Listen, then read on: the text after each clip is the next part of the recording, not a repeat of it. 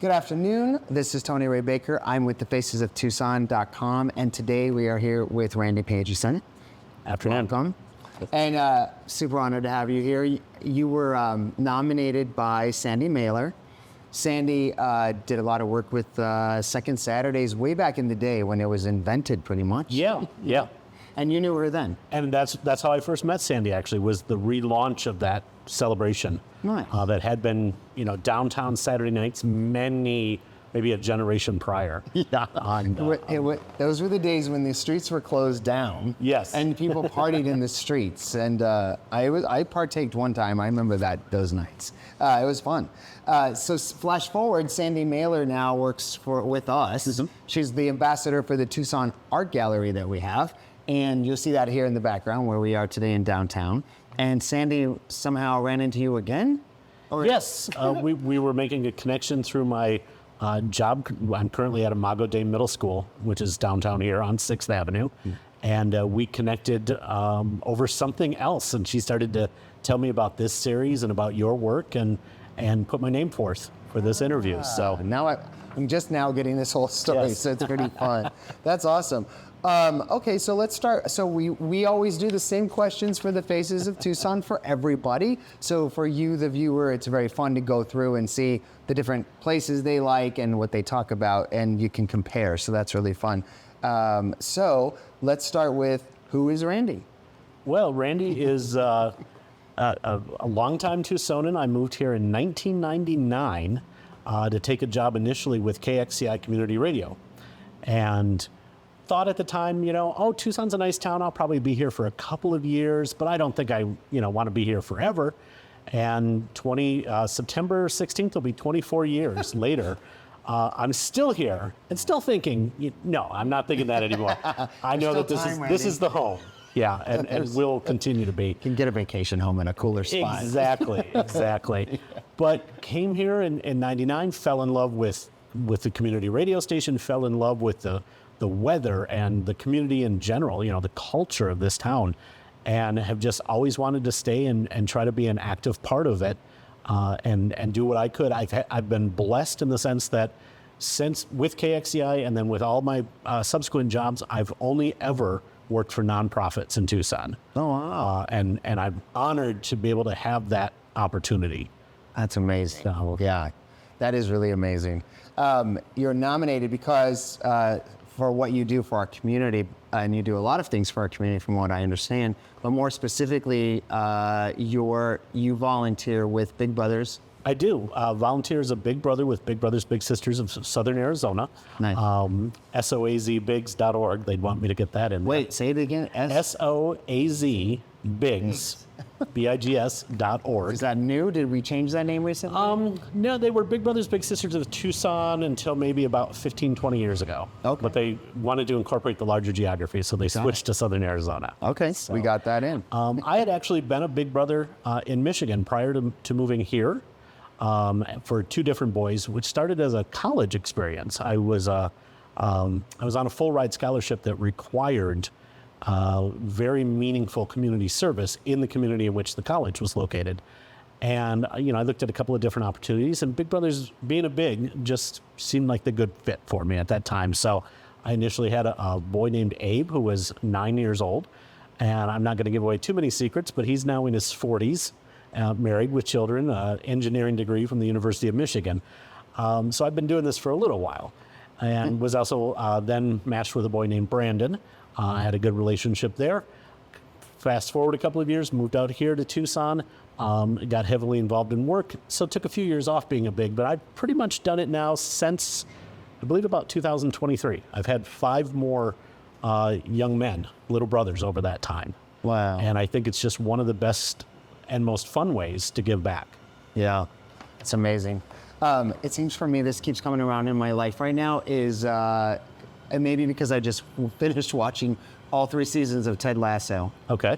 And the whole plot line is the relationship with young sons and how we treat them and how important it is for dads to take care of those kids. Absolutely. Or whatever father figure can be in these young men's lives. Yeah. So that is a really a neat thread that's happening a lot. I'm seeing it a lot. Tell us a little bit about your family. I'm single. I have one great dog named Buster Keaton, named after the Hollywood film star. I used to have Charlie Chaplin as well, but he left us 6-7 months ago. All of my family is still back in Michigan. I get the chance to go back and see them, usually, over the summer. It's a great time to go somewhere else when you live in Tucson, right? And they've all, taken the time to come out here and visit and things like that. But I don't have any, direct family here in town. That's, to me, preferable. I'm very much an individual, and I like just being able to chart my own course and do my own thing. Obviously, have that family there as a back, and support and everything like that. But I actually only have one relative in the entire city of Tucson as a second cousin. So, and we've just, gotten to know a little bit. I had never met him until I moved to Tucson. Wow. So. I like that you I like that you know what you like. It's super important to be okay with that. Right? Absolutely. A lot of people get tied up with family for the wrong reasons. So tell us a little, we kind of know a little bit, but tell us more about your current, past, future career. What do you love the most about what you do? Well, again, I moved here as we start to talk about the past for KXCI. I got a chance to come on board in a variety of roles for them for about 15 years, including the last 5 or 6 years of my tenure there as general manager. Great station, great people to work with, great volunteers, and play an amazing role in the community and have continued to. I'm a big supporter of them, even though I no longer get that paycheck from them. Yeah. From there, moved on to the Humane Society, worked for them for 6 years as their director of development, and also oversaw marketing and public relations, things like that. Helped them get that new campus built over on Roger Road. And again, absolutely amazing nonprofit to work for, tremendous amount of impact here in the community. Worked for Big Brothers Big Sisters for a couple of years toward the tail end of the pandemic as volunteer recruitment manager, trying to get more Big Brothers and Big Sisters involved in the program, which, as you can imagine, was an uphill battle during COVID, right? A lot of restrictions in place. And then just about 10 months ago, I was fortunate enough to be able to join the team at Imago Dei Middle School, a middle school that actually I had been a math tutor at, a volunteer math tutor, between 2012 and 2016. And we just stayed in touch over all these years. And, 6-7 years later, I got the invite to come join them as their first full-time fundraising professional. That's awesome. And isn't KXCI's here too, right? Yeah, KXCI is right over, main house right over on 4th Avenue. And as we kind of point, because you can't see it in the camera, Satellite Studio opened since I was with them over in Congress. Yeah. In the old barber shop. So everything is kind of all wrapped around back in here for you. That's absolutely. Kind of I've always felt like downtown was home. I've lived downtown at various times. Right now I live just a couple miles north of downtown. But getting to work with Sandy and all the great people that brought Second Saturdays back, and helping to promote the streetcar when it was first being developed, and working with the folk festival folks, and doing a little bit of volunteer work over the years with the jazz festival and just everything like that. It's such a dynamic place to want to be, at and eat and live and celebrate and learn. I just love downtown, and it's come so far in the last 20 years. It sounds cliche, but, and I'm digressing off of our questions, but there is some strange, magical, microcosmic thing going on in this downtown area. Absolutely. The people that are down here, the people that are living and breathing in this area, just have enveloped it as their own, like a child, and everybody is acting in that same unison behavior to help it and develop it and make it better. Yes. And it's beautiful. It's like, I can imagine in the old days, a small town where everybody loves their small town. Yes. And it feels like downtown is that small town in Tucson, which isn't a great big town, but still it is like this little small town. Absolutely. And I always tell people, I grew up 5 miles outside of a town of 500 people. So I do think Tucson's a big town. But yeah, and downtown is that one centering element of all of it. But wherever you're at in Tucson, it feels very much like neighborhoods, and you run into the same people, and you get a chance to get things done, and people seem to always be pulling for each other, and that's just a great feeling. That's what keeps, I think, a lot of us in Tucson. We just love the people here, right? And you'll always hear, what is it about Tucson? The people. The people. It's always the same thing. Okay, this is more speed round stuff. You ready? Okay, ready when you are. Okay, a couple of your favorite restaurants in our community. Brother John's Barbecue up on North Stone, absolutely one of my favorites. Zio Pepe out on the east side. Chef Devin Sander there just competed for Iron Chef. He came in second place, but hey, there's always next year, right? And then just a lot of the, again, that downtown vibe. I love going to the Hub. I love going to the Cup Cafe over at Hotel Congress. And I'm not the biggest foodie in the world, but I'm at least open to the idea of people talking me into trying new things. So any of the friends out there that want to invite me, I'm down for a yes. That's awesome. Yeah, I love the same restaurants. They're very good. So how long have you lived, well, we've already gone over this, but how long have you lived and worked in our community? So now it's been 20... just September will be 24 years. Yep. Gotcha. Yep.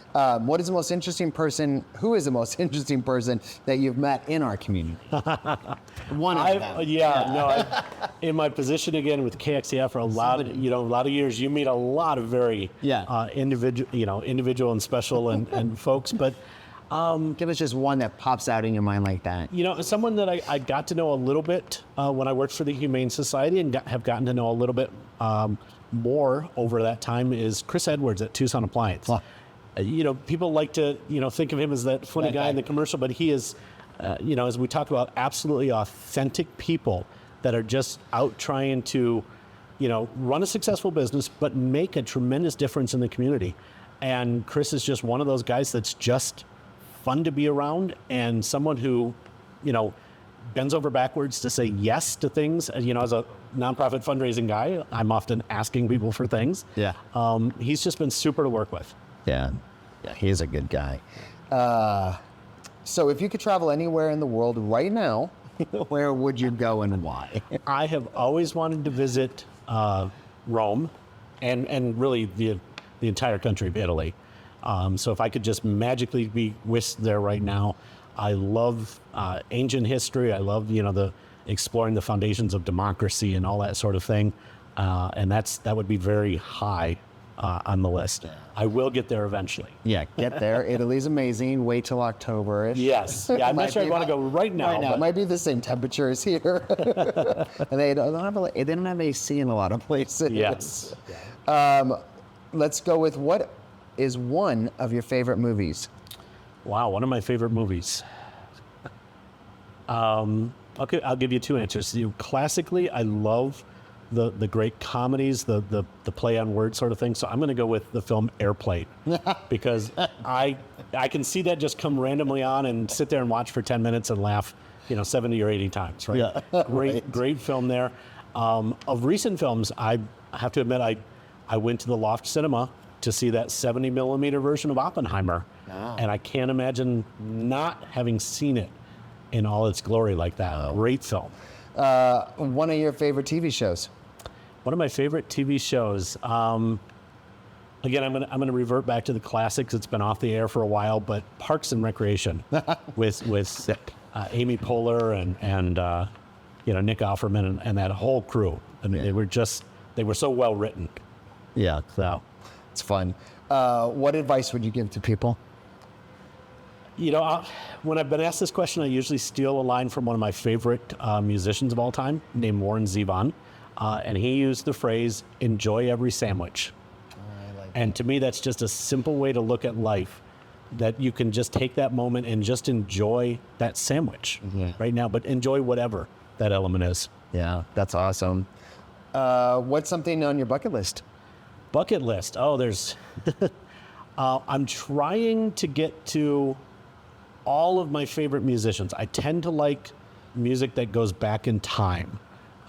So I'm always feeling like I need to get to see these musicians because it could be the last time. So Ringo Starr's coming to Tucson next month. I've had the chance to see Ringo a couple of times, but that would absolutely be on my list. But I went and saw Frankie Valli. I went and saw Paul Anka when he was in town. So it's always trying to get those next artist on my list. So if Stevie Wonder's watching, you got to go back out on tour, man, because that's one of the big ones. I've never gotten to see Stevie. That's awesome. All right, so let's go with that.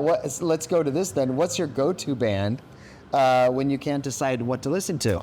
Go-to when I can't decide to listen to just a sound that I was introduced to when I was a young kid. I had great brothers and sisters for that sort of thing.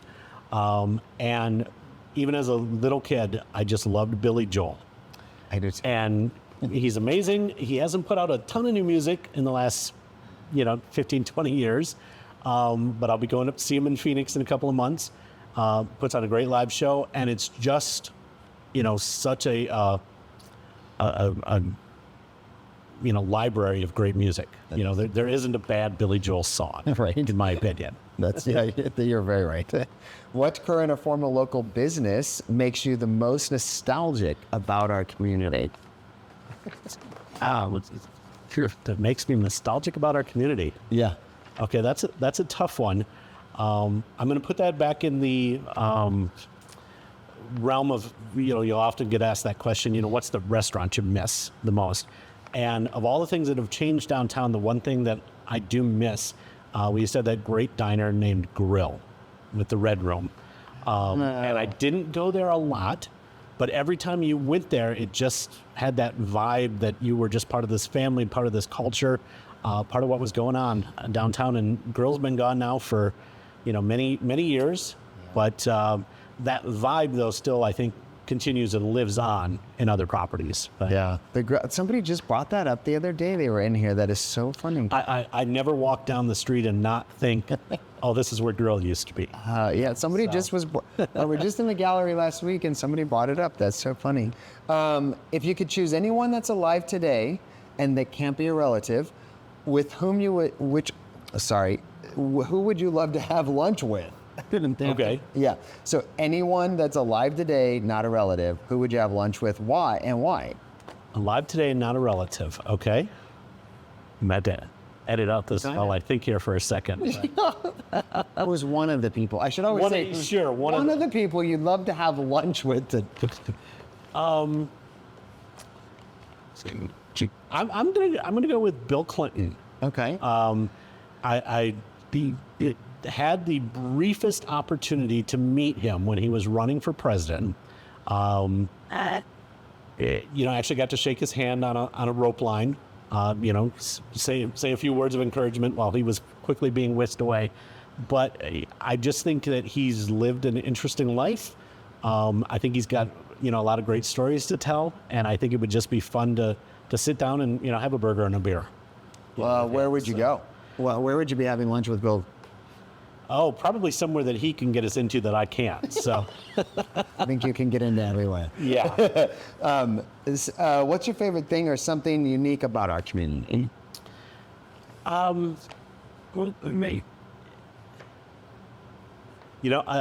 Unique and something that I just never miss, and coming up again very shortly, is the Tucson Meet Yourself or Tucson Eat Yourself Festival that happens in October. Because that just really brings all these different elements downtown to one location. I've had the good fortune to have to work it a couple of times over the years for a different, nonprofit or something that I might be with. But I find that I enjoy it much more when I'm completely free to take in the cooking exhibitions and the food and the dance and the music and everything. And it just reminds me that I'm part of something bigger. In this town, and it's just everybody having so much fun. I think it's just one of the, Tucson has a million great festivals, but I think that's probably number one in my book. Nice. Where do you see yourself in 5 to 10 years? 5 to 10 years, I'd love to think that I'm still making a difference at Imago Dei as part of the leadership team down there. We're hoping to expand the school and serve even more kids. We just started back to school last week, and for the first time in our 17-year history, added a grade. And I think that's something that we want to look at strategically, being able to serve more grade levels and more kids and more families. So I would love to be part of that success story 5 or 10 years from now still. That's nice. Even for friends and family, what is something interesting that most people don't know about you? I